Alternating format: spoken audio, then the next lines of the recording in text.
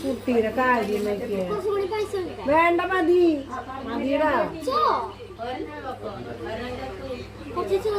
വേണ്ട ഒന്നങ്ങോട്ട് കഴിച്ചുകൂടാ മമ്മിക്ക്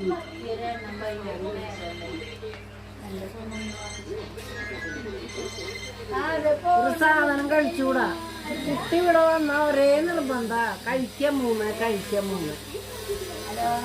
ഞാൻ മൂന്ന് ചത്തുപോയി നിങ്ങളെന്താ ചെയ്യാ